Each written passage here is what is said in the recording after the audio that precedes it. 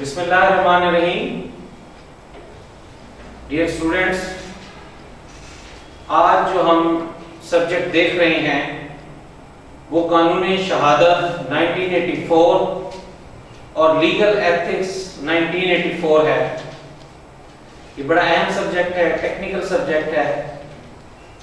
تو پچھلے لیکچر میں ہم نے اس سبجیکٹ کے بارے میں اس کا بنیادی کانسیپٹ گرپ کیا تھا، دیکھا تھا.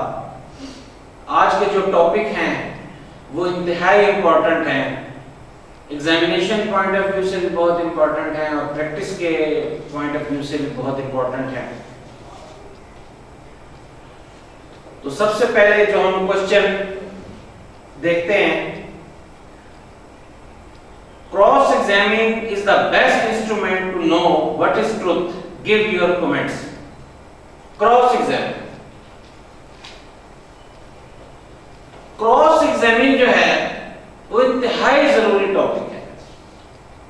میں تو یہ سمجھتا ہوں کہ ایک پولیس کسی سے سچ اگلوانے کے لیے مختلف حربے استعمال کرتی ہے. تو ایک جو لائر ہے جس کو عدالت میں ایک شخص آ کر گواہی دیتا ہے ایگزامینیشن ان چیف میں،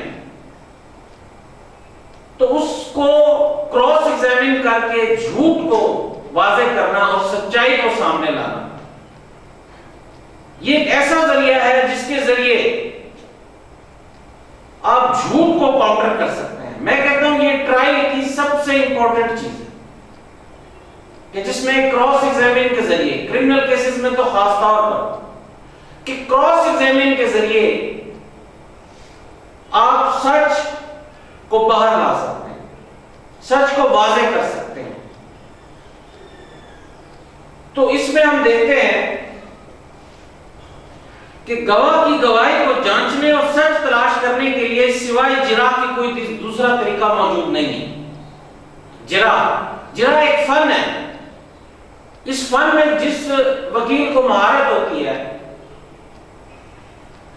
تو یہ ان کی بڑی خوبی کنسیڈر کی جاتی ہے. جرح ہمیشہ مخالف فریق کی طرف سے ہوتی ہے. ایک گواہ جب بھی کسی دیوانی یا فوجداری کارروائی میں اپنی شہادت ابتدائی مکمل کر لیتا ہے تو فریق ثانی کو یہ حق حاصل ہوتا ہے کہ وہ گواہ سے اس قسم کے سوالات کرے جن کے جوابات سے اس امر کا تعین ہو سکے آیا گواہ سچی شہادت دے رہا ہے یا جھوٹا دے رہا ہے. دیکھیں ٹرائل کیا ہے؟ تحقیق کرنا ہے. اس میں یہ دیکھنا ہے، سچ کو باہر لانا ہے تاکہ کسی بے گناہ کو سزا نہ ہو سکے، صحیح رائٹ ڈٹرمن ہو سکے. تو اس میں جو یہ جرح کا ٹول ہے یہ بڑی امپورٹنٹ رول ادا کرتا ہے. اسے تمام متعلقہ واقعات کا علم بھی ہے یا نہیں ہے، اپنے اس حق کو استعمال کرتے ہوئے فریق ثانی گواہ پر سوالات جرح کرتا ہے اور وقوع یا معاملے سے متعلق ایسے سوال کرتا ہے جس کا جواب گواہ کو دینا ہوتا ہے. ایسے سوالات اور جوابات سے عدالت سچائی اور جھوٹ کا تعین کرتی ہے. جرح فریق ثانی کا حق ہے کہ فریق ثانی کا یہ حق ہوتا ہے کہ ایک شخص نے آ کر ایگزامیننگ چیف میں آ کر بات کی ہے اور وہ کہتا ہے کہ معاملات فیکٹس اس طرح ہیں، تو دوسرے وکیل کی، وکیل ثانی کی یہ بڑی ذمہ داری ہے کہ اگر وہ جھوٹ ہے تو وہ اس طرح کراس ایگزامن کرے کہ جھوٹ ثابت ہو جائے، جھوٹ واضح ہو جائے. اس میں کریکٹر امپیچ کرنے کا بھی اختیار دیا جاتا ہے. کراس ایگزامن میں کریکٹر امپیچ کرنا کہ جو گواہ ہے اس کا کریکٹر اس مقصد کے لیے امپیچ کیا جاتا ہے تاکہ وہ سچ بول دے، تاکہ وہ سچ بول دے. اس کی مثال میں یوں دیتا ہوں کہ مرڈر کیس میں ایک مرڈر ہوا جس میں چھرے مارے گئے 8-10 اور اس سے مرڈر ہوا، تو آئی وٹنس کے طور پر اس کی ماں پیش ہوئی. تو اس میں جب کراس ایگزامن ہوا اس نے گواہی دی کہ ہاں میرے سامنے میرے بیٹے کا مرڈر کیا گیا. جب اس کی کراس ایگزامن کیا گیا تو مختلف سوالات پوچھے گئے، پھر چائے کا وقفہ لیا گیا پھر دوبارہ سوالات پوچھے گئے اور اس کے ایموشنز کو سے ایک طریقے کے کھیلا گیا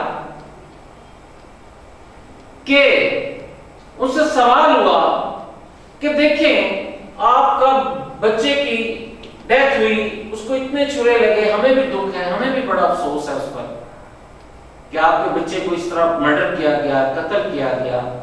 تو ایک دم پہ سوال کیا گیا اس وقت آپ کہاں تھی؟ تو وہ کہتے ہیں اگر میں خود ہوتی تو اس کا کلیجہ نہ چبا جاتی۔ تو اس کا مطلب ہے کہ وہ آئی وٹنس نہیں ہے۔ تو آج کے حالات میں، پاکستان کے حالات میں، جہاں دونوں طرف سے گواہیاں آ جائیں، ایک کہے جی مرڈر کیا ہے، ایک کہے جی مرڈر نہیں کیا، تو کراس ایگزامنگ کی اہمیت بہت بڑھ جاتی ہے۔ پھر ہمارے معاشرے میں کرپشن کہ اگر پوسٹ مارٹم صحیح نہیں ہوا یا زخموں کے معاملے میں غلط رپورٹ دی گئی ہے، کسی ماہر کی گواہی غلط ہے، تو اس طرح کے معاملات میں بھی اگر ایک وکیل پر ایک اہم ذمہ داری عائد ہو جاتی ہے کہ وہ ایسی ایویڈنس جو وہ پیش کرتے ہیں تو وہ گواہ کو کراس ایگزامن کر کے سچائی کو تلاش کریں۔ کسی بھی معاملہ یا امر متنازع کے فیصلے کا انحصار شہادت پر ہوتا ہے کہ فیصلے کا جو انحصار ہے وہ شہادت پہ ہے۔ کتنی بڑی ذمہ داری ہے کہ کراس ایگزامن میں آپ نے سچ کو باہر نکالنا، اور شہادت کو جانچنے اور پرکھنے کا واحد طریقہ جرا ہے۔ ایک ماہر قانون دان کے سوالات جرا کے سامنے ایک بہت ہی چلاک، ہوشیار اور ماہر گواہ بھی بے بس ہو جاتا ہے اور سچائی اگل دیتا ہے یا پھر خاموش ہو جاتا ہے۔ یہ ایک ایسا فن ہے کہ انتہائی چلاک گواہ بھی جو ہے وہ سچائی اگل دیتا ہے۔ جرا کے دوران ایسا گواہ غیر ارادی طور پر ایسا بیان دیتا ہے یا ایسی بات کر دیتا ہے جس سے بلا واسطہ طور پر ثابت ہو جاتا ہے کہ وہ جھوٹا ہے اور جھوٹی گواہی دے رہا ہے۔ اس طرح ایک بے گناہ ایک جھوٹے گواہ کی جھوٹی گواہی کا شکار ہونے سے بچ جاتا ہے۔ جرا کی اہمیت کا اندازہ ماہر قانون کی مدد ذیل آراء سے لگایا جا سکتا ہے۔ ماہر قانون مسٹر ٹیلر کے الفاظ میں سچ معلوم کرنے کے لیے جرا ایک بہترین ہتھیار ہے۔ سچ گواہ کس حد تک حقیقت بیان کر رہا ہے اسے معلوم کرنے کا یہی طریقہ ہے۔ مزید یہ کہ اصل واقعات کے بارے میں گواہ کی معلومات کے کیا ذرائع ہیں، کہ اس کی معلومات کے کیا ذرائع ہیں، فریقین مقدمہ کے ساتھ گواہ کے تعلقات کس قسم کے ہیں، وہ کس حد تک جانبداری اور غیر جانبداری سے کام لے رہا ہے، مقدمہ زیر سماعت سے اس کا کیا اور کیسا تعلق ہے، مقدمے میں اس کا ذاتی مفاد کس حد تک ہے اور وہ کس حد تک راست گوئی سے کام لے رہا ہے، معلوم کرنا جرا ہی سے ممکن ہے کہ جرا میں یہ سوالات پوچھ کر آپ اس سے یہ معلوم کر سکتے ہیں۔ جہاں تک جرا کے مقاصد کا تعلق ہے تو سب سے اہم اور غیر تردید شدہ مقصد تو یہی ہے سچ اور جھوٹ کو الگ کیا جائے اور انصاف کی فراہمی کی خاطر گواہی کے معیار کو پرکھا جائے۔ دیکھیں ہمارا جو انصاف کا سسٹم ہے وہ ملک کے لیے بہت ضروری ہے۔ ہم اس کے ایک سٹیک ہولڈر ہیں، وکلا۔ ہمارا ایک رول ہے، وکلا جو ہیں وہ آفیسر آف دا کورٹ ہوتے ہیں، ہم نے عدالت کی معاونت کرنی ہوتی ہے اور ہم نے سچ کو تلاش کرنے میں معاونت کرنی ہوتی ہے کہ سچ باہر آ سکے۔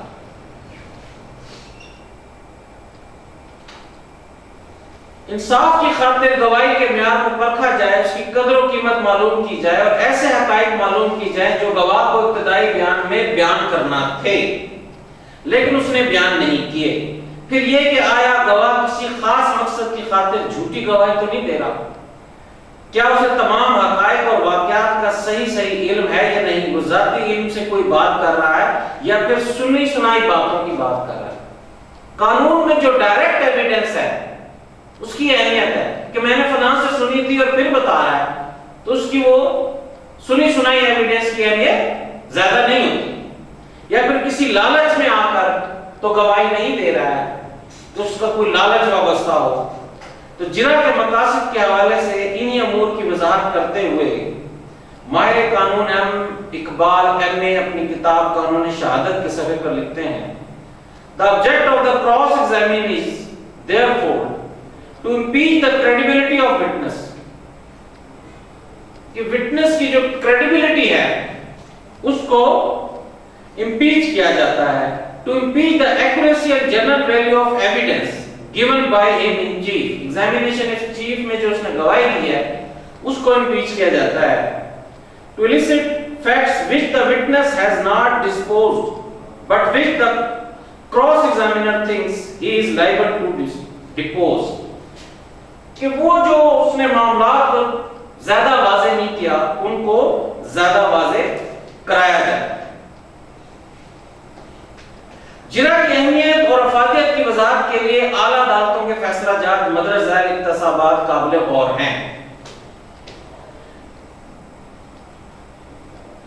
کسی مقدمے میں ہر فریق کو یہ حق ہے جب تک کہ وہ دستبردار نہ ہو جائے کہ وہ اپنے گواہ پر جرائم کا موقع حاصل کرے جس کی شہادت اس کے خلاف استعمال ہوگی.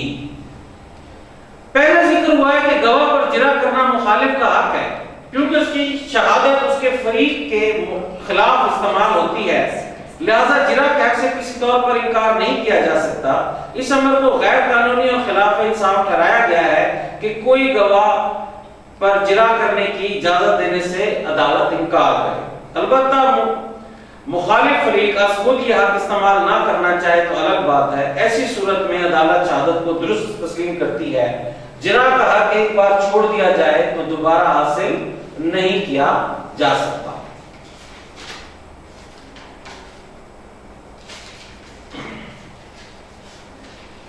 تو ہم یہ دیکھتے ہیں کہ کراس ایگزامنگ کے کیا گولڈن رولز ہیں. According to Powell, the object of cross examination is to impeach the accuracy, credibility and general value of evidence given in examination in chief. کہ جو پہلا examination in chief میں بیان دیا ہے تو اس نے جو گواہی دی ہے اس کو کراس ایگزامن کرنا. ایک دفعہ اس نے بیان دے دیا ہے تو وہ جو اس نے فیکٹس بیان کیے ہیں ان کو پراپر طریقے سے کراس ایگزامن کرنا. To detect and expose discrepancies. یہ بہت امپورٹنٹ پوائنٹ ہے. Discrepancies کہ ان میں جو اختلافی نقطہ ہے اس کو نوٹ کرنا کیونکہ جو کرمنل کیس ہے اس میں بینیفٹ آف ڈاؤٹ جو ہے وہ ایکیوز کو جاتا ہے.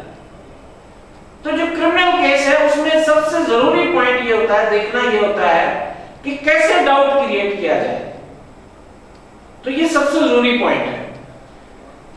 To elicit suppressed facts کہ وہ فیکٹس جو انہوں نے بیان نہیں کیے ایگزامینیشن چیف میں، suppressed facts ہے اس کیس کے حوالے سے، which will support the case of the cross examining party کہ جو cross examining party کو جو فیکٹس سپورٹ کرتے ہیں ان کو جو ہے واضح کروانا تاکہ آپ کا موقف واضح ہو سکے. اس کی ہم مثال دیکھتے ہیں.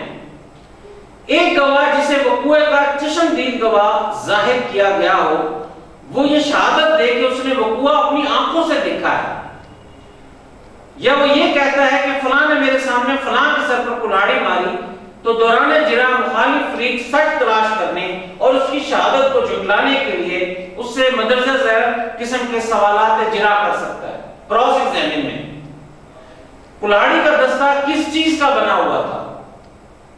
لکڑی کا تھا، لوہے کا تھا، کس چیز کا تھا؟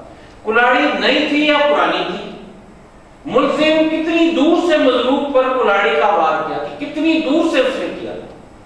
موقع پر کوئی اور شخص بھی موجود تھا؟ تمہارے اور ملزم کے درمیان کتنا فاصلہ تھا؟ تم نے ملزم کو روکنے کی کوشش کی؟ سوالات جرا اس قسم کے ہوتے ہیں کہ یہ ثابت کیا جا سکے کہ گواہ جھوٹا ہے اور جھوٹی شہادت دے رہا ہے.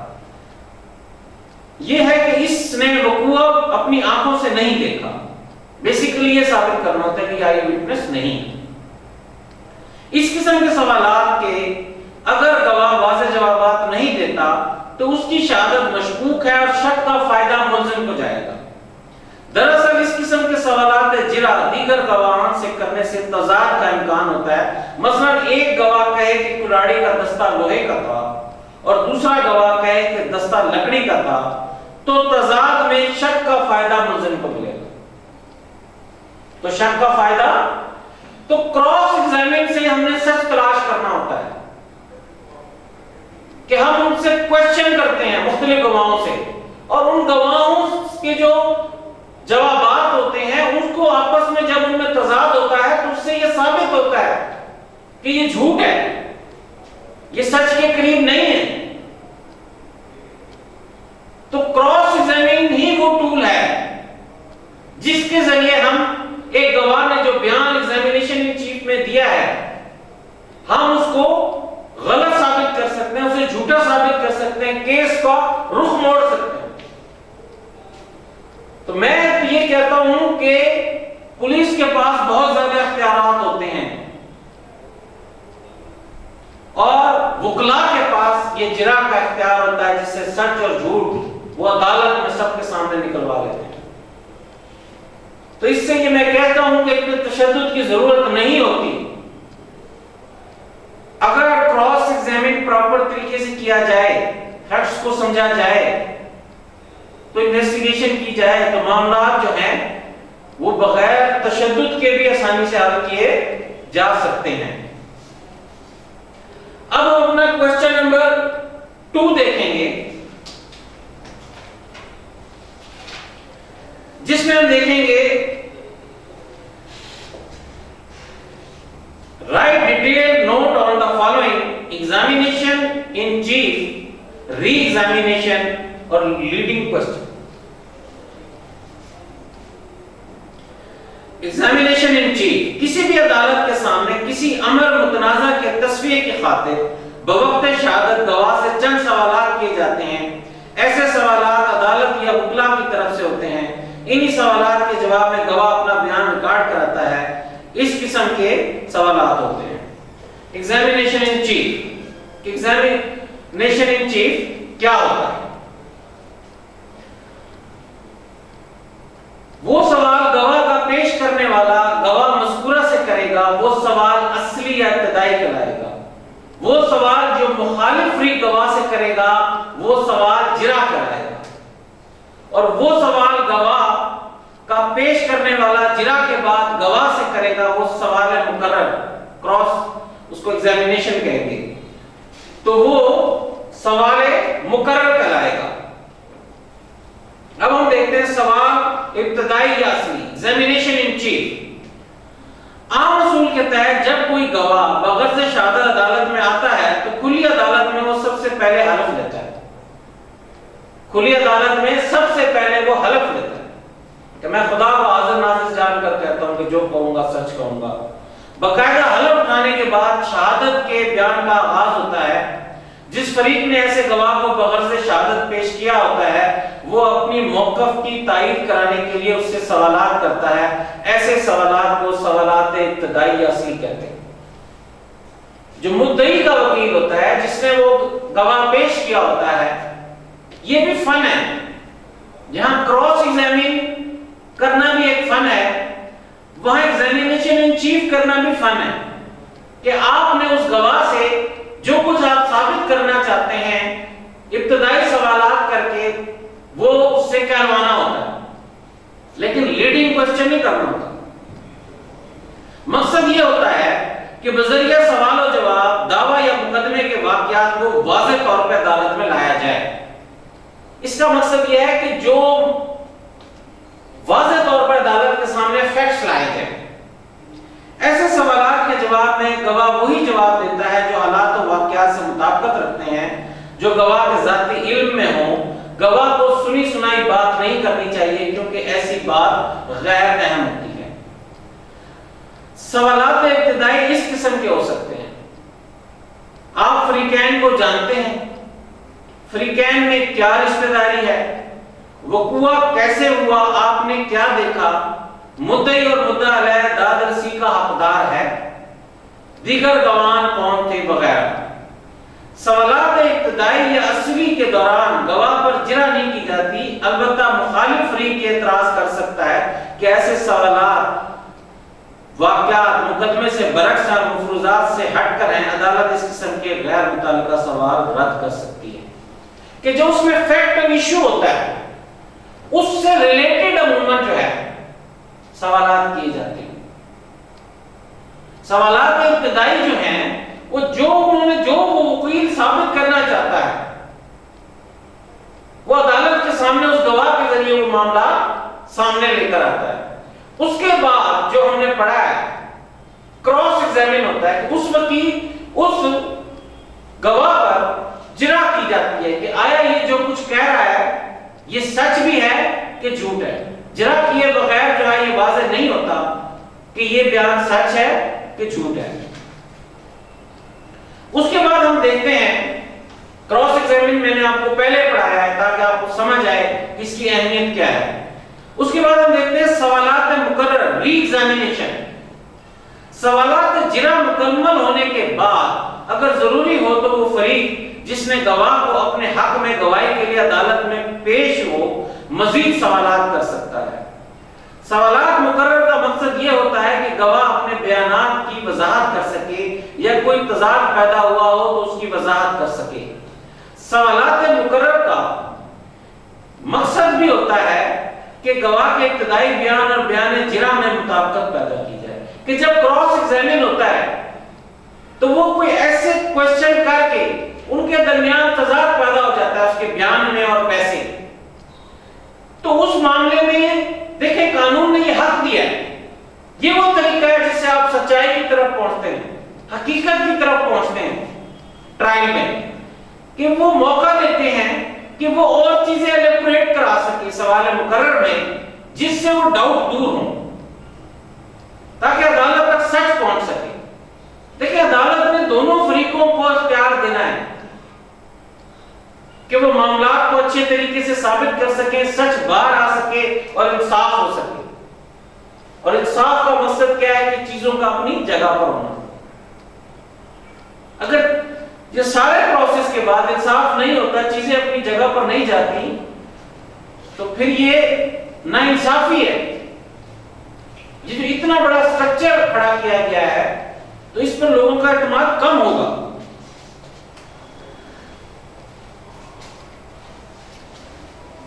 سوالات مقرر کا یہ مقصد بھی ہوتا ہے کہ گواہ کے ابتدائی بیان اور بیان جرا میں مطابقت پیدا کی جائے۔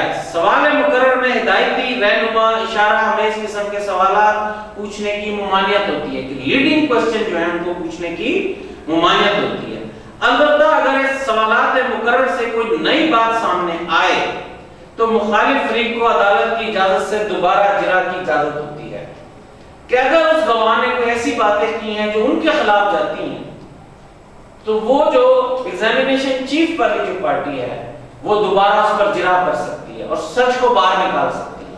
یہ اپورچونٹی دی گئی ہے۔ دیکھیں آڈی آلٹرم پارٹر میں نیچرل جسٹس کا اصول ہے کہ دوسرے کو سنے بغیر فیصلہ نہیں کرنا، دونوں پارٹیوں کو میکسیمم لیول پر سننے کا موقع دیا ہے، کہ ابتدائی سوال کیے، انہوں نے کراس ایگزامن کیا، کراس ایگزامن کے بعد سوال ری ایگزامینیشن، سوالات مقرر کا موقع دیا، اگر انہوں نے سوالات کچھ ان کے خلاف بات کی تو جرا کا موقع بھی انہیں ملتا ہے۔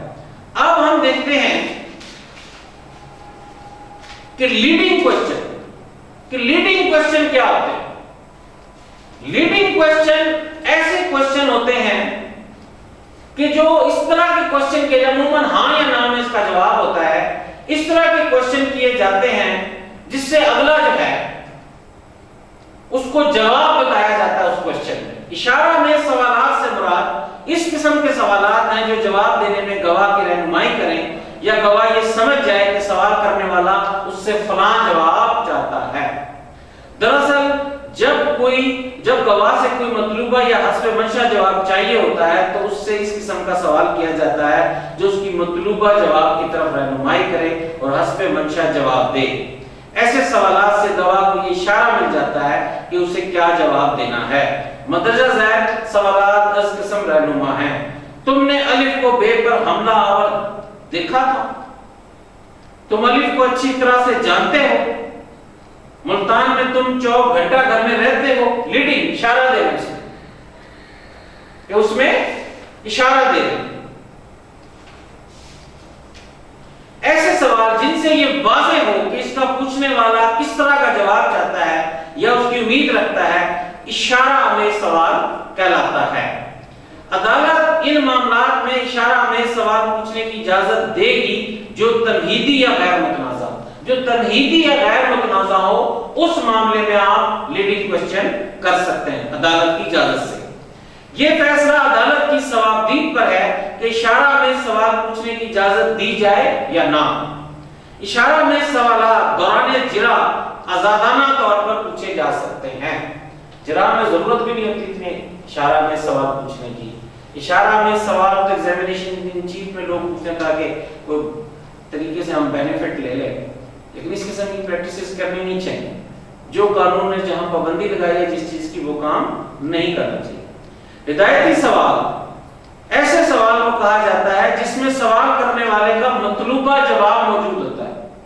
اشارہ میں سوالات کے لیے کوئی قاعدہ متعین نہیں ہے۔ اشارہ میں سوالات پوچھنے کی اجازت صرف عدالت دیتی ہے۔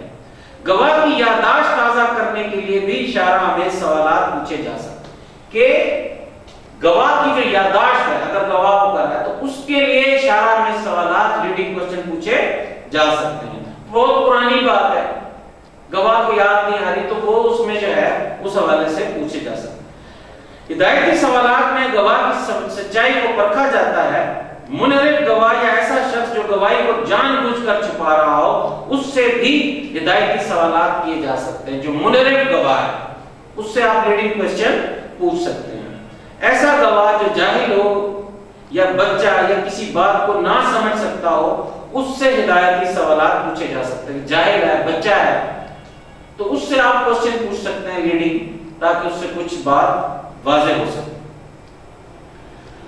اگر فریق مخالف اعتراض کرے تو گواہ سے سوالات ابتدائی میں اور سوالات مقرر میں عدالت کی اجازت سے اشارہ میں سوالات پوچھے جا سکتے ہیں۔ تو یہ ہم نے دیکھا کہ لیڈنگ کوسچن کن صورتوں میں پیش کیے جا سکتے ہیں۔ تو اسٹوڈنٹس سب سے پہلے ہم نے دیکھا کہ ایگزامینیشن ان چیف ہوتا ہے، اس میں مہارت ضروری ہے۔ یہ بڑی امپورٹنٹ چیز ہے کہ آپ اپنا موقف اپنے جو گواہ ہے اسے اس طرح کہلوائے کہ چیزیں واضح ہوں، سچ واضح ہو۔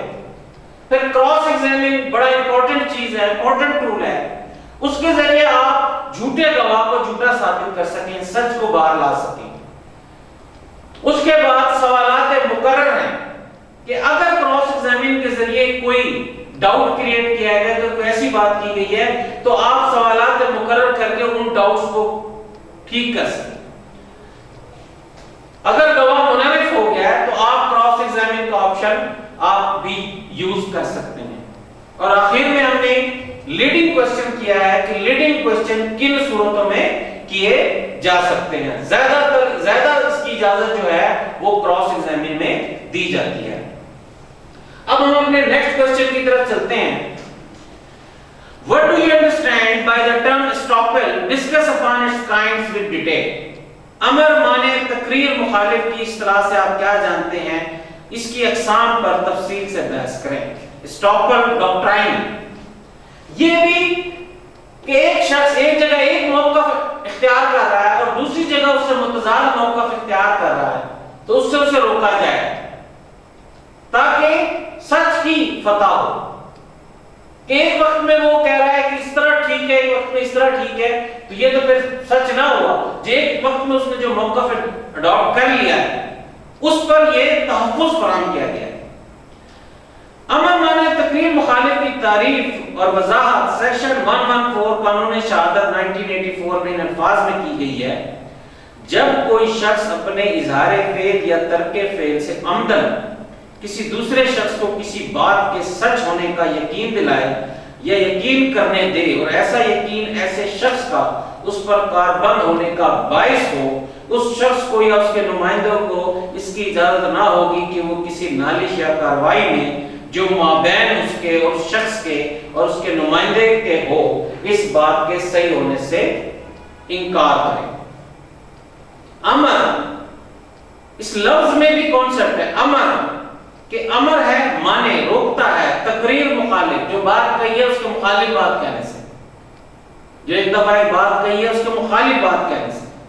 امر مانے تقریر مخالف سے مراد یہ ہے کہ ایک شخص جب عمدن آزادانہ مرضی اور منشا سے کوئی اقرار کر لیتا ہے، کسی امر کے صحیح ہونے کا یقین دلاتا ہے، تو وہ ایسے اقرار یا اس طور یقین دلائے جانے سے منحرف نہیں ہو سکتا۔ ایسا اقرار یقین خواہ زبانی ہو، تحریری ہو یا عمل کے ذریعے ہو، ایسے شخص پر قابل پابندی ہے۔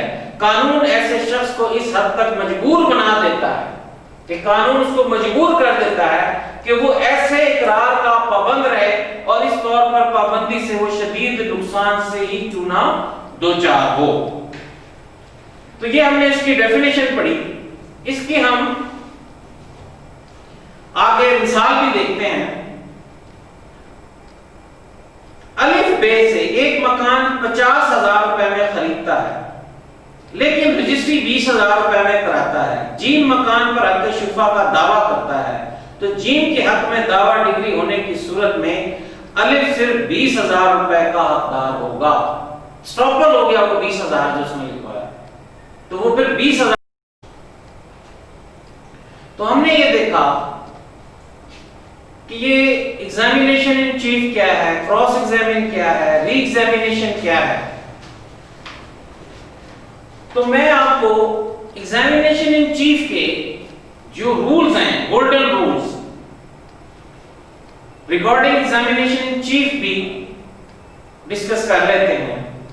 Following golden rules have been laid down by David Paul Brown, کہ جو ایگزامینیشن چیف کا جو سکل ہے وہ کیا ہے، اس کے گولڈن رولز کیا ہیں۔ Never ask a question without an object, یہ بڑا اہم کام ہے کہ اس میں ہم نے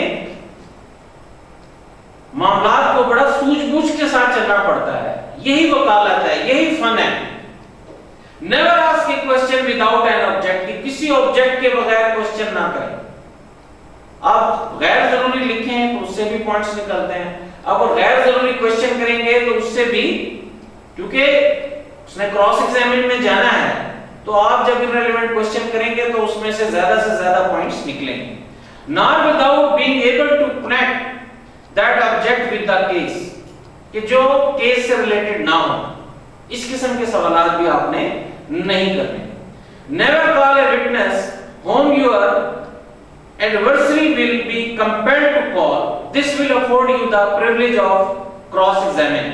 کوشش کریں غیر ضروری طور پر وٹنسز کال نہ کریں، زیادہ وٹنسز نہ لائیں، کیونکہ کراس ایگزامن میں اگر ان سے غلط بات نکلے گی اور تضاد پیدا ہوگا تو آپ کا کیس کمزور ہوگا۔ Do not question for question, کہ صرف کوسچن کے لیے کوسچن نہ کریں، سے بٹ فار این آنسر، کہ ہم اس کا جواب مل جائے۔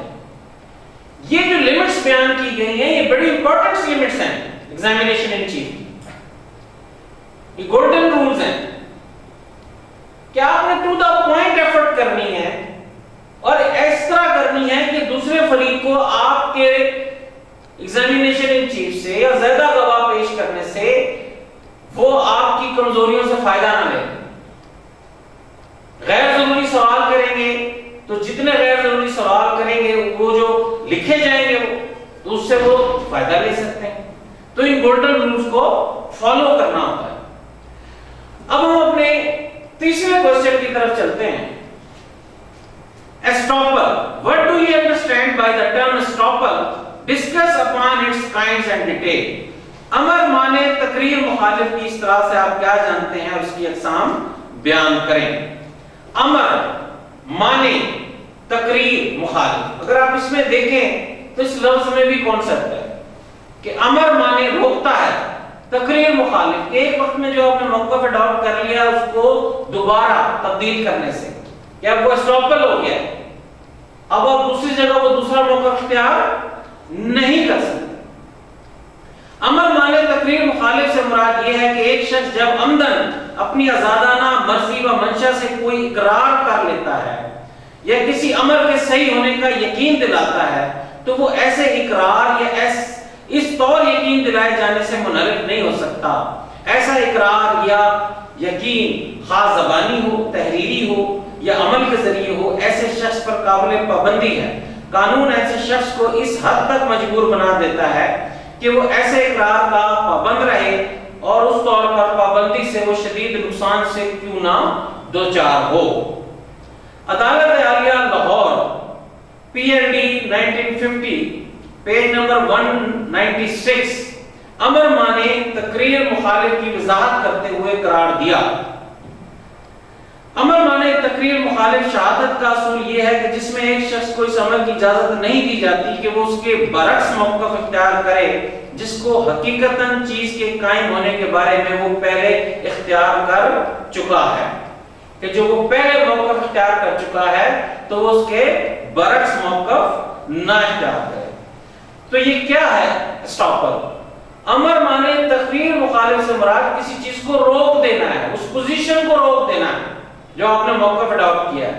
जब एक शख्स अमदन अपने किसी फेल या तर्के फेल या इजहार से खास ज़बानी हो या तहरीरी हो किसी अमर के बारे में यकीन दिलाए या इकरार करे और वैसा शख्स उस यकीन की वजह से कोई अमल बजा लाए, कि उस यकीन की वजह से वो अमल बजा लाए, जबकि वैसा शख्स उसे यकीन ना दिलाता तो वो कोई ऐसा फेल ना करता, मौक़िफ़ ना अपनाता।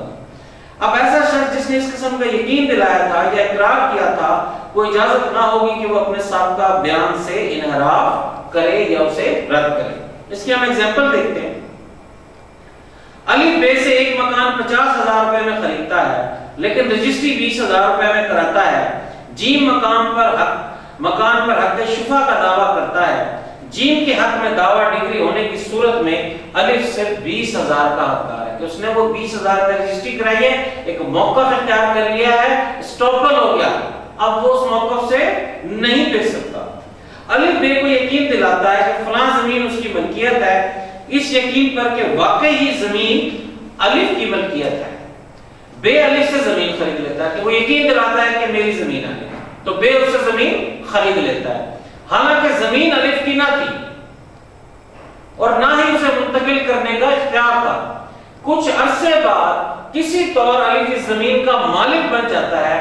अलिफ बे के हक में मुंतकिली को चैलेंज नहीं कर सकता, बे का जमीन का मालिक बे ही होगा और अलिफ पर अमर माने तकरीर मुखालिफ का असूल लागू होगा कि अलिफ को वो जमीन मिल गई तो उसने जो पहले एक दफा मौक़िफ़ अडॉप्ट किया हुआ है, उसे बेची हुई है, उसके साथ कॉन्ट्रैक्ट किया हुआ है, तो वो उसको देने का पाबंद होगा, वो मौक़िफ़ उसका स्टॉपल हो गया। अब हम देखते हैं काइंड्स ऑफ स्टॉपल, स्टॉपल की अक़साम कौन कौन सी। अमर माने तकरीर मुखालिफ की कानून शहादत की रूह से 3 अक़साम सामने आती हैं। अगरचे ये अक़साम मुकम्मल तौर पर इंग्लिश कानून के मुताबिक हैं, जबकि हमारे कानून शहादत में इनकी तकसीम बिल्कुल वैसी ना है जैसे इंग्लिश कानून शहादत में ना है। हमारे कानून में अमर माने मुखालिफ शहादत से मुतालिक एक असूल है और उसकी बुनियाद इंसाफ, निस्ब और ज़मीर के असूलों पर है। बहरहाल आम तौर पे अमर माने तकरीर मुखालिफ की मदद ज़ैर अक़साम है। Number first, by the judgement of court, अदालत के फैसले। दरअसल अदालत के फैसले के जरिए अमर माने तकरीर मुखालिफ के असूल का इतलाक मुकम्मल तौर पर इंग्लिश कानून है। हमारे यहाँ इसे ज़ाब्ता दीवानी में रेस जुडिकाटा का नाम दिया गया है, यानी कोई ऐसा तनाज़ा जिसकी बाबत मजाज अदालत ने माबैन फरीकैन मुकम्मल समाअत के बाद कतई फैसला सादिर कर दिया हो। रेस जुडिकाटा क्या होता है? सिविल प्रोसीजर कोड में आपने पढ़ा होगा, सीपीसी में, कि रेस जुडिकाटा जब अदालत एक दफा डिटर्मिनेशन ऑफ राइट कर दे तो दोबारा डिटर्मिनेशन ऑफ राइट नहीं होनी चाहिए, वो चीज रेस जुडिकाटा हो जाती है। तो रेस जुडिकाटा जो है वो अमर माने तकरीर मुखालिफ की एक किस्म है। ये वजाहत जरूरी है कि अमर माने तकरीर मुखालिफ और रेस जुडिकाटा के दरमियान फर्क भी मौजूद है।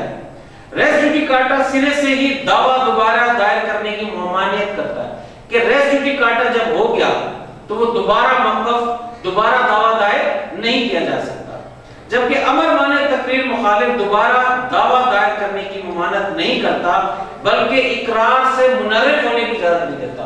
तो उसने जो इकरार किया है उससे मुनर्रिफ होने की इजाजत नहीं देता। तो ये जो है रेस जुडिकाटा में और एस्टॉपल में फर्क है। अगर क्वेश्चन आ जाता है कि रेस जुडिकाटा और एस्टॉपल में फर्क बताएं, और ये सिर्फ और सिर्फ शहादत का एक असूल है। अलिफ और बे के दरमियान ज़रिए राज़ी का तनाज़ा है। अलिफ के हक में फैसला देते हुए अदालत कतई फैसला सादर कर देती है। अब यह फैसला अलिफ और बे और उनके वारसाइन के लिए हमेशा के लिए कतई होगा और कोई फरीक دوسرے کے خلاف اس اراضی کے بارے میں دعویٰ دائر نہیں کر سکتا۔ عدالت عالیہ اودھ نے قرار دیا ہے امر مانے تقریر مخالف بذریعہ ریکارڈ سے مراد ریس جوڈیکاٹا کے معاملے سے زیادہ کچھ نہیں۔ تو جو ریس جوڈیکاٹا ہے by the judgment of the court, کہ کورٹ بھی اپنی ججمنٹ کے ذریعے جو ایک دفعہ ڈٹرمنیشن آف رائٹ ہو گئی تو وہ دوبارہ ججمنٹ ڈٹرمنیشن آف رائٹ نہیں ہو سکتی۔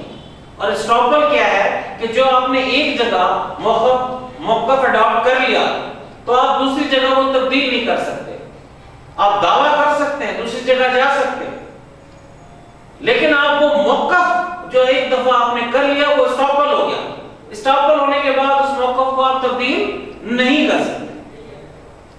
بائی ڈیڈ، دستاویز کے ذریعے سے کوئی بھی شخص اگر تحریری طور پر کوئی اقرار کرتا ہے تو یہ اس کے لیے امر مانے تقریر مخالف ہے اور اسے اس انحراف کی اجازت نہ ہے۔ ایک شخص جو کسی دستاویز، اقرار نامہ، ہبہ، رسید وغیرہ کے ذریعے کوئی اقرار کرتا ہے تو وہ ایسے اقرار کا پابند ہے۔ دستاویز کے ذریعے امر مانے تقریر مخالف کی اہمیت اس لیے بھی ہے کہ ہمارے قانون میں ایک تحریر معاہدہ تصور ہوتی ہے۔ یہاں کسی بھی دعویٰ تعمیل برائے معاہدہ مختص کی مثال پیش کی جا سکتی ہے جس کے ذریعے عدالت کسی شخص کو مجبور کرتی ہے کہ وہ اپنے اقرار کی پابندی کرے۔ اس کی مثال ہم دیکھتے ہیں۔ الف بے سے اپنے مکان کی فروخت کا معاہدہ کرتا ہے۔ مکان میں جیم بحیثیت کرایہ دار رہائش پذیر ہے۔ الف اقرار کرتا ہے کہ جیسے جیم کا پیشگی ادا شدہ کرائے کی میعاد ختم ہوگی مکان بے کو منتقل کر دے گا۔ بے پیشگی کرائے کی مدت ختم ہونے پر الف بے کے حق میں مکان کی منتقلی سے انحراف نہیں کر سکتا۔ وہ جو موقف اس نے اڈاپٹ کر لیا ہے تو وہ کیا ہو گیا؟ اسٹاپر۔ اس کا ہم دوسری مثال دیکھتے ہیں۔ ایک شخص جو کسی معاہدے میں فریق ہے اس معاہدے کی تحریر کا پابند ہے۔ اصول یہ ہے کہ جب ایک شخص اپنے دستخطوں اور مہر سے خاص واقعات کے بارے میں معاہدہ کرتا ہے تو اسے ایسے واقعات سے انحراف کی اجازت نہیں دی جا سکتی۔ کانٹریکٹ ایکٹ آپ نے پڑھا ہوگا فرسٹ ایئر میں، تو کانٹریکٹ جب ایک کر لیا جاتا ہے وہ بھی موقف اسٹاپل ہو جاتا ہے کہ جب ایک کانٹریکٹ میں آپ ایک موقف اڈاپٹ کر لیتے ہیں، آپ کے درمیان معاہدہ ہو جاتا ہے، نیچے گواہوں کے دستخط ہو جاتے ہیں، تو آپ اس موقف سے نہیں پھر سکتے، تو وہ کیا ہو جاتا ہے؟ اسٹاپل۔ بائی کنڈکٹ، ایک شخص جب اپنے رویے، کردار، طرز عمل یا کسی فعل سے کسی واقعے کا درست ہونا تسلیم کرے تو وہ بعد ازاں اس کا پابند ہے اور اس سے انحراف کی اجازت نہ ہے۔ جب کوئی شخص صراحتاً یا کنایتاً کسی امر کے درست ہونے کا یقین دلائے تو بعد ازاں وہ اس کا پابند ہوگا۔ اس کی ہم ایگزامپل لیتے ہیں۔ الف کالج میں اسٹوڈنٹ یونین کے سالانہ انتخاب میں امیدوار ہے۔ بے الف کی بحیثیت صدارتی امیدوار تائید کرتا ہے اور تمام انتخابی مہم میں الف کے ساتھ رہتا ہے۔ الف صدر منتخب ہو جاتا ہے۔ بعد ازاں الف اور بے میں اختلاف کے نتیجے میں بے الف کے خلاف اس کی حیثیت کو چیلنج کرتے ہوئے دعویٰ دائر کر دیتا ہے۔ یہ دعویٰ ناقابل پیش رفت ہے کیونکہ بے پر امر مانے تقریر مخالف بذریعہ کردار و عمل اختلاف ہو۔ بائی کنڈکٹ، کہ اس کے کردار اور عمل کے ذریعے بھی آپ کسی چیز کو تسلیم کر رہے ہیں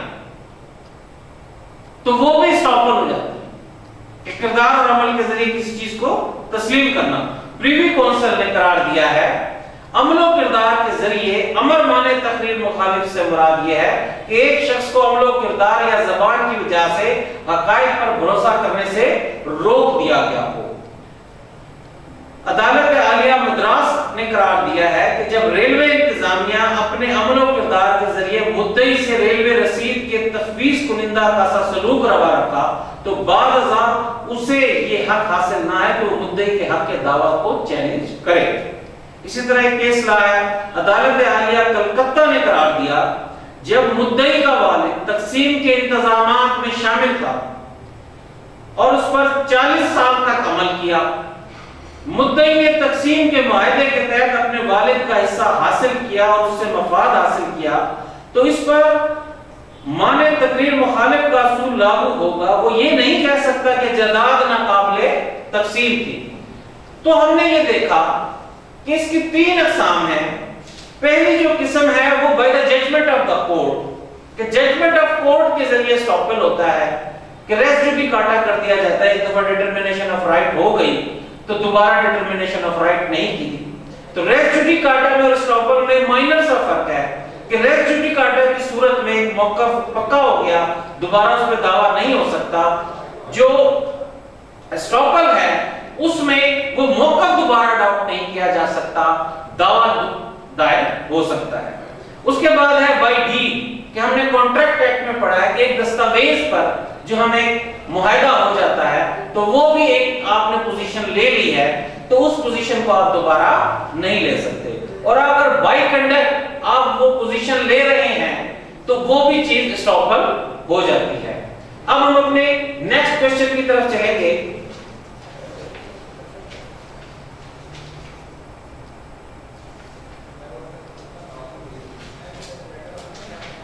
नेक्स्ट क्वेश्चन हमारा है अदालतों के बारे में वुकला के फराइज पर बहस कीजिए। Discuss upon lawyers duty to court. ये लीगल एथिक्स में से एक टॉपिक है कि लीगल एथिक्स बड़ी इंपॉर्टेंट है। अगर उन लीगल एथिक्स पर एज ए होल इज्तिमाई तौर पर हम अमल करें तो इस लीगल सिस्टम भी मजबूत होगा और हमारे माशरे में इज्जत भी बढ़ेगी और लोगों को इंसाफ भी मिलेगा और हमारा मुल्क तरक्की भी करेगा। जैसे आप यूरोप में देखें, वहां देखें तो मिन हैसल कौम ईमानदार हैं तो ईमानदारी की वजह से तब तमाम लोग काम करते हैं तो मुल्क तरक्की करता है। तो अगर हम जब तक मिन हैसल कौम ईमानदार नहीं होंगे तो वो तरक्की करना इतना आसान नहीं है। तो जो लॉयर्स हैं उनकी ड्यूटीज होती है, जैसे पिछले लेक्चर में लॉयर्स की पब्लिक के हवाले से क्या ड्यूटी है। लॉयर होना बड़ी इंपॉर्टेंट बात है, लोगों की लाइफ एंड प्रॉपर्टी आपसे रिलेटेड है। ऐसे ही लोग वुकला के पीछे नहीं भागते, लाइफ और प्रॉपर्टी आपसे वाबस्ता है और आपने मुआशरे में एक पॉजिटिव रोल अदा करना है लोगों को हकूक दिलाने के लिए। कानून देखना है उसमें क्या हक बनता है, उस हक को दिलाने के लिए आपने उन्हें रास्ता बताना है, जिद्दोजहद करनी है। आपका इमेज ये हो कि आप हकूक दिलाने में मुआविन हैं, आपने अर्निंग करनी है, सारे काम करने हैं, लेकिन आपका इमेज ये ना हो कि आप कोई तिजारत कर रहे हैं। आपका इमेज ये हो कि हकूक दिलाने में मुआविन होना पहले है, उसके साथ साथ अर्निंग भी चलेगी। अब हम देखते हैं अदालतों के बारे में वुकला के फराइज। वुकला के फराइज की वुसअत में अदालतों से मुताल्लिक उनके फराइज इंतहाई अहमियत नोयत के हैं। वुकला के मामलात अदालतों के मामलात के साथ साथ चलते हैं। वुकला अदालतों के अफसरान होते हैं, नेज़ उन्हें अपने मुवक्किलीन के हकूक का तहफ़्फ़ुज़ अदालतों के जरिए मिलता है। कि वकील जो होते हैं वो अदालत में as a officer of the court पेश हो रहते हैं, उन्होंने अदालत को असिस्ट करना होता है। तो अदालतों में जाकर ये चीज स्टूडेंट्स को समझ में आनी चाहिए कि हमने जज से उलझना नहीं है, उसको दबाना नहीं है, हमारी पोजीशन उसको असिस्ट करने की है। हमने जज को असिस्ट करना है, उसे कानून बताना है ताकि उसके मुताबिक फैसला कर सके। नेज़ अपने मुवक्किलीन के हकूक का तहफ़्फ़ुज़, कि सबसे इंपॉर्टेंट काम जो एक वकील का है अपने मुवक्किल के हकूक का तहफ़्फ़ुज़ जो कानून में बयान किए गए, इलीगल नहीं। पेशेवराना फराइज वुकला से तवक्को रखते हैं कि वह अदालतों के एहतराम और अपने मुवक्किल के लिए हकूक की जंग को सामने रखते हुए अपने फराइज खुशउस्लूबी से सरअंजाम देंगे। अदालतों के बारे में वुकला के फराइज की तफसील दर्ज झैल है। नंबर 1, वकील के लिए गैर मुनासिब है कि वो बराह रास्त या बिल वास्ता अपने कौलो फेल से ये साबित करे, ये करने की कोशिश करे या ये अंदिया दे कि उसके जज साहिबान से खसूसी ताल्लुकात है या अदालत के अंदर ऐसा तर्ज अमल इख्तियार करे कि जिससे खसूसी तवज्जो का कोई पहलू निकलता हो या जाती ताल्लुक का अंदिया मिलता हो। देखिए, एक वकील ने मेरिट पर चलना है। हम रूल ऑफ लॉ के लिए जिद्दोजहद करने वाले लोग हैं, कानून सबके लिए बराबर होना चाहिए। तो वुकला को जजों से रिलेशन बनाना या शो करना कि मेरे उनसे ताल्लुकात हैं, उस बिना पर क्लाइंट्स को लेना, ये भी जो है गलत है। उन्हें इस किस्म का कंडक्ट नहीं करना चाहिए। अदालतों में जाकर जजों के साथ रिलेशन शो करने का जो कंडक्ट है ये नहीं करना चाहिए। नंबर 2, क्योंकि ये रूल ऑफ लॉ के खिलाफ है। कानून सबके लिए बराबर है, रिलेशन की बुनियाद पर नहीं, कानून की बुनियाद पर फैसले होने चाहिए। क्योंकि इस انصاف کے سسٹم کو ہم نے فروغ دینا ہے، ہم اس کا حصہ ہیں.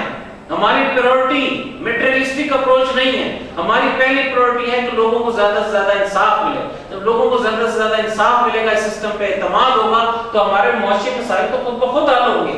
جو موجودہ کیس اس وقت موجود ہیں، اس سے ڈبل ٹرپل ہو جائیں گے. نظام میں اتنی خامیاں ہونے کے باوجود اتنے کیسز ہیں عدالتوں میں، اور اگر صحیح طریقے سے نظام چلے تو پھر کتنے زیادہ کیسز ہوں گے، جس سے ملک بھی مضبوط اور انصاف بھی ہوگا اور ہمارے مسائل بھی حل ہوں گے، عزت بھی ہوگی، وقار بھی ہوگا. وکلا کے لیے لازم ہے کہ عدالتوں میں پیش ہوتے وقت وقت کی پابندی کریں. وکلا بعض اوقات عدالتوں میں حاضر نہیں ہوتے تاکہ مخالف فریق کو پریشان کر سکیں. دیکھیے، وقت کی پابندی، قائد اعظم جیسے وکیل تھے، انتہائی وقت کے پابند تھے. تو جب ہم قانون کی پاسداری کی بات کر رہے ہیں، رول آف لا کی بات کر رہے ہیں، تو ہمیں خود بھی قانون کا پابند ہونا چاہیے، وقت کا پابند ہونا چاہیے. ہمیں ایسی پریکٹس نہیں کرنی چاہیے کہ اپنے مخالف وکیل کو پریشان کرنے کے لیے، کیس کو آگے بڑھانے کے لیے جو ہے وہ ہم اس طرح کے معاملات کریں. پچھلے دنوں ایک ریسرچ ہوئی ہے کہ کیس کے جو سٹیپس دیکھے گئے، تو ان میں یہ ریسرچ میں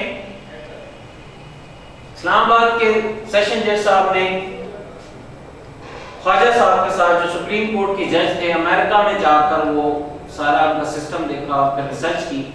تو میں ریسرچ پڑھ رہا تھا، دیکھ رہا تھا، تو اس میں یہ تھا کہ جو مدعی ہے وہ گواہی دینے میں سب سے زیادہ ٹائم لگاتا ہے. کہ مدعی جو ہے، جس کی خواہش ہے کہ اس کا رائٹ اسے ملے، تو یہ جو عدالت کا ٹائم ویسٹ کرنے کی جو سوچ ہے، چاہے وہ مدعی کی ہو، وکیل کی ہو، کسی کی بھی ہو، وہ اس سسٹم پر لوگوں کو جسٹس ڈیلے، جسٹس ڈینائڈ والا بات بنتی ہے. یہ ہماری پارلیمنٹ کا بھی کام ہے، کوئی اس قسم کی لیجسلیشن کرے کہ جس سے یہ جلدی ہو، لوگوں کا انصاف جلدی ملے.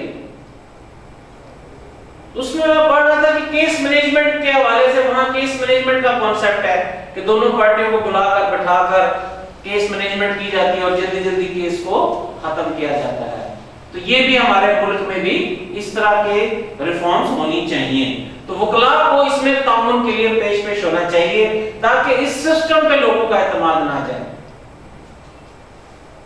جج صاحبان اور وکلاء انصاف کی فراہمی نیز قانون کی حکمرانی جیسے عظیم مقصد کے اصول کے لیے ایک دوسرے پر انحصار کرتے ہیں، ایک دوسرے کے لیے لازمی ملزوم ہیں.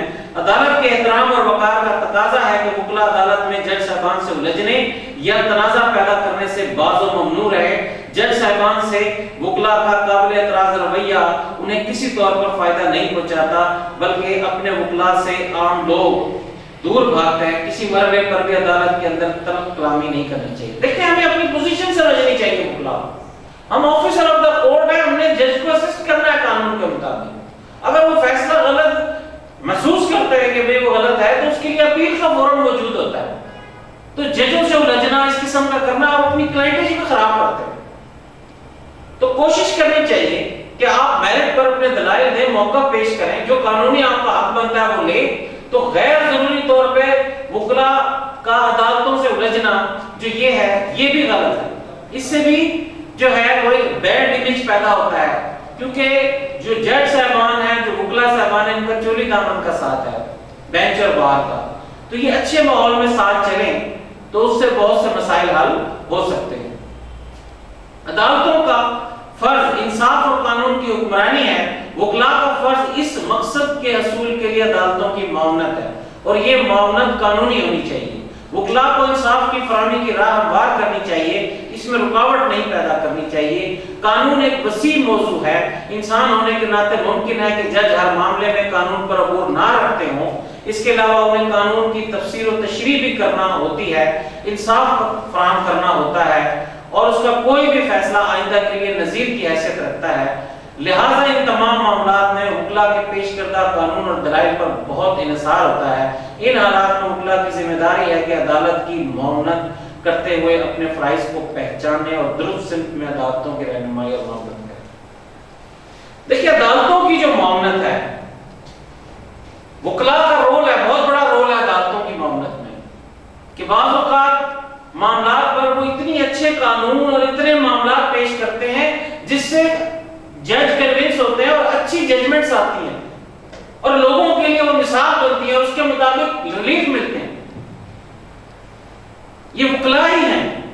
یہ 489F چیک کے حوالے سے جب یہ نئی سیکشن بنی تو کوئی بھی چیک ہوتا تھا ضمانت نہیں ہوتی تھی، اندر ڈال دو. پھر اسی قانون میں ورڈ چینج نہیں ہوئے، اسی قانون کی انٹرپریٹیشن کی کہ بدنیتی میں مراد جو چیک ہے اس میں ضمانت نہیں ہونی چاہیے، اس میں وہ معاملات ہوئے دوسروں کے ساتھ نہیں ہونے چاہیے. یہ انٹرپریٹیشن وکلا نے پیش کی، فیصلے ہوئے تو ایک سسٹم میں لوگوں کو ریلیف ملا. تو وکلا کا بڑا بنیادی رول ہے قوانین کی انٹرپریٹیشن میں. کرتی عدالتیں انٹرپریٹیشن ہے، لیکن وکلا انٹرپریٹیشن کر کے ان کے سامنے پیش کرتے ہیں، اس کے مطابق فیصلے ہوتے ہیں. تو وکلا کا اس سسٹم میں ایک معاون کا کردار ہے کہ وہ کورٹ کی معاونت کریں، کورٹ سے الجھاؤ نہ کریں. عدالتوں کی غلط رہنمائی یا مخصوص مقاصد کے لیے انہیں دھوکہ دینا، یہ دھوکے میں رکھنا پیشہ ورانہ فرائض اور پیشہ ورانہ اخلاقیات کے برعکس ہے، توہین عدالت کے زمرے میں آتا ہے. ایسا کرنا انتہائی قابل اعتراض مثل ہے.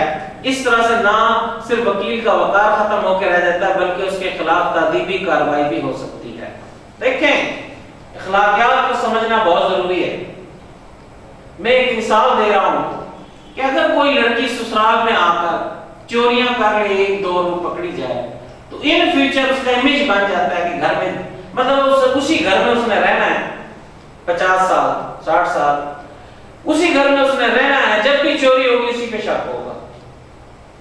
تو اسی طرح جو وکیل ہے وہ اگر عدالت کو مس گائیڈ کرتے ہیں یا اس طرح کے کام کرتے ہیں، یہ ایسے کام چھپے تو نہیں رہتے، تو پھر کیا ہوتا ہے؟ ایک بیڈ امیج بن جاتا ہے. تو پھر جج صاحبان بڑے کانشیس ہوتے ہیں کہ جب ان کی بات سن رہے ہوتے ہیں تو کہیں انہوں نے کوئی مجھے ڈیفیٹ تو نہیں کر رہے، مجھے غلط طریقے سے مجھ سے فیصلہ تو نہیں لے رہے، قانون کی خلاف ورزی تو نہیں کرا رہے، ایک قانون کالا دم ہو گیا ہے اس کو وہ تو پیش نہیں کر رہے. تو یہ کوشش کرنی چاہیے کہ انہیں عدالتوں میں جانا ہے، آپ نے انہیں لوگوں میں جانا ہے.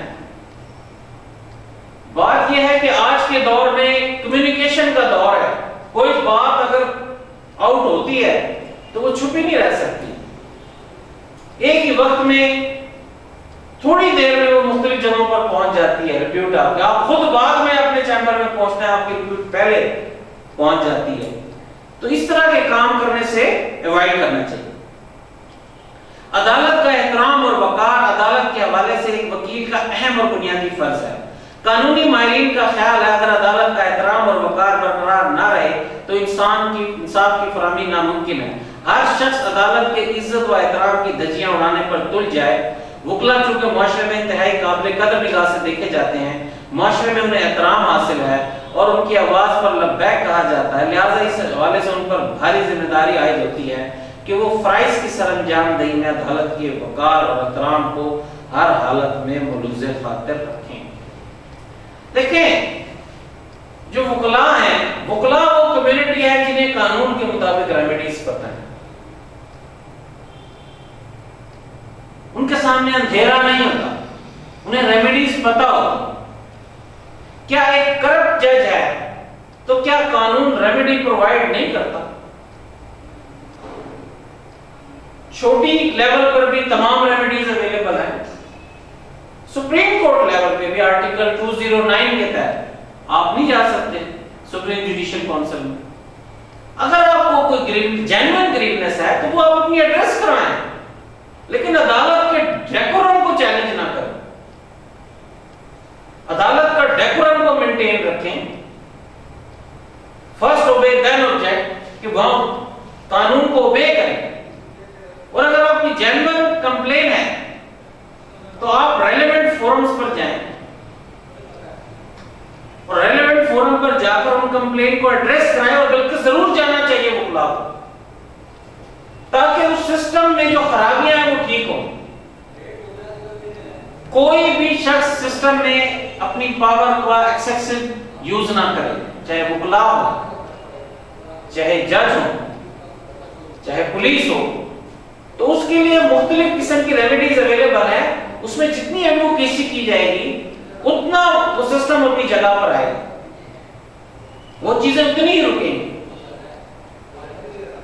تو ڈیئر اسٹوڈنٹس، آج ہم نے جو دیکھا اس میں بڑے امپورٹنٹ ٹاپکس کو ہم نے دیکھا کہ ایگزامینیشن ان چیف کیا ہوتا ہے، کراس ایگزامن کیا ہوتا ہے، سوالات مقرر کیا ہوتے ہیں، لیڈنگ کوسچن کیا ہوتے ہیں، اسٹاپل کی تھیوری کو ہم نے دیکھا، اور اس کے بعد ہم نے وکلا کے عدالت کے حوالے سے کیا فرائض ہیں ان کو دیکھا۔ تو اس سے یہ واضح ہوتا ہے کہ ہمیں قانون کا احترام کرنا چاہیے اور قانون میں رہتے ہوئے جو اپرچونٹیز اویلیبل ہیں ان کو دیکھنا چاہیے۔ اس قسم کی تھنکنگ سے دور رہنا چاہیے کہ یہ چیز غلط ہے، صحیح ہے۔ قانون میں جو کچھ موجود ہے، اویلیبل ہے، اس کے مطابق اپنی فہم و فراست کا اظہار کرنا چاہیے، ڈویبل رہنا چاہیے، جس سے اپنی ذات میں بھی فرسٹریشن نہیں ہوتی اور آپ اس سسٹم کی بھی زیادہ خدمت کر سکتے ہیں۔ Thank you very much.